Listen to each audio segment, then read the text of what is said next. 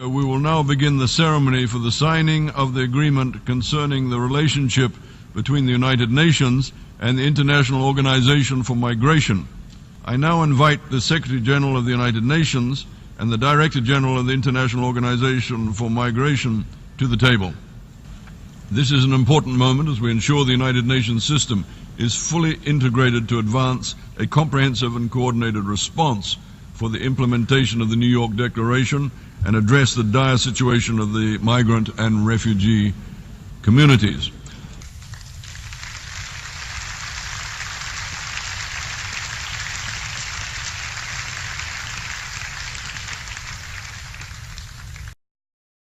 I now give the floor to Mr. William Lacey Swing, the Director General of the International Organization for Migration.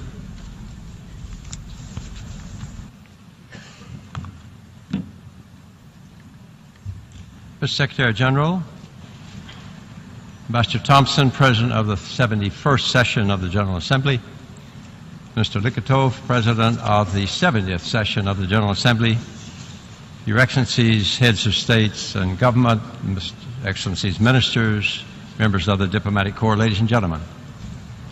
The signature of this historic agreement brings the leading global migration agency, the International Organization for Migration, IOM, into the United Nations and culminates a 65-year relationship with the UN.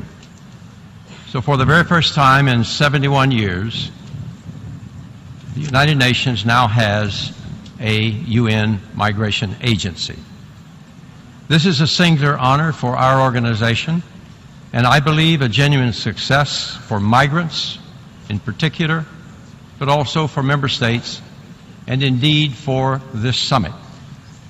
On behalf of IOM's 10,000 colleagues in some 500 duty stations on all 5 continents, I wish to thank the Secretary General, the Deputy Secretary General, the Presidents of the 71st and 70th General Assemblies, as well as IOM's 165 member states and the 193 member states of the United Nations who are assembled here today.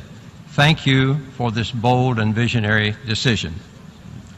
There are 3 developments that have brought us to this landmark moment today, and these are my 3 points. First of all, global migration trends.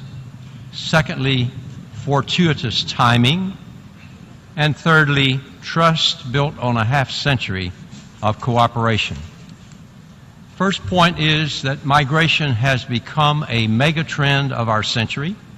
We live in a world on the move. There have never been so many people in movement, unprecedented human mobility. 1 billion of our 7 billion world are migrants. 1 in every 7 of us a migrant. And were the 244 million international migrants to constitute themselves as a country, they would have a population slightly smaller than Indonesia's and slightly larger than Brazil's. They would have a gross domestic product roughly that of a small to medium-sized European country and far exceed all foreign aid. Now, driving migration are, of course, demography, disasters, the digital revolution, distance shrinking technology, north-south disparities, and environmental degradation. Unfortunately, as a result of these driving forces, a record number of people are uprooted, forced to move. Refugees, internally displaced persons, victims of trafficking, unaccompanied minors, and climate change threatens yet a further 75 million living just 1 meter above sea level.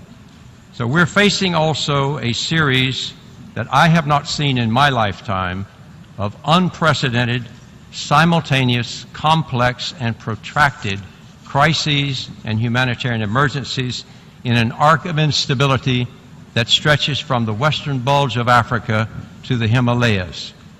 Worse still, there is little prospect that I see to resolve any of these crises in the short to medium term. Widespread, growing anti-migrant sentiment and policies have led to the cruel irony that those fleeing terrorism and fleeing armed conflict are themselves now accused of terrorism and criminality in the public mind of many. Besides the challenges of disasters, we face the demographic challenge of a global north in demographic deficit and a global south with a turgid rate of job creation facing demographic surplus.